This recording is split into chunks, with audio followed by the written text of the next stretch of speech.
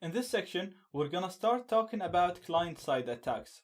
So, most of the time, it's better to try to gain access to your target using the server-side attacks. So, try to find exploits in the operating system and in the applications installed.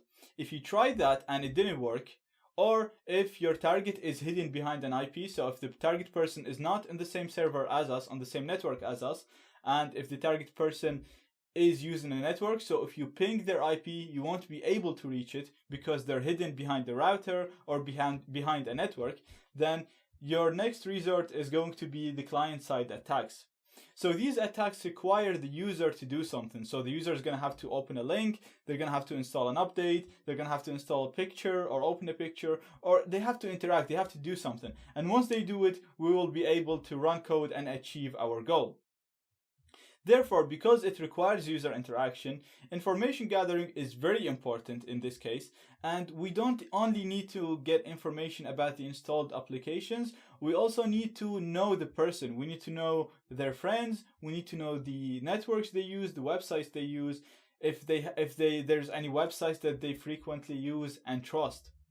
Therefore, the information gathering section in here is going to be focused on the person rather than focused on the applications and on the operating system.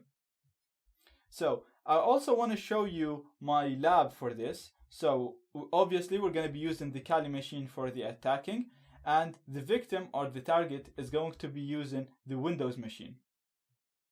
So again, I'm just going to go over the networks just to show you that they're both on the same network. They're both using the NAT, the 10.20.14 NAT. And if we go here, we have a NAT network as well, and it should be the 10.20.14 as well. So both devices are on the same network, but it really doesn't matter. Even if they're on different networks, these attacks will work anyway, where we're going to be using reverse connections in most of them. So you don't really need, the target doesn't really need to have a separate, a real IP address.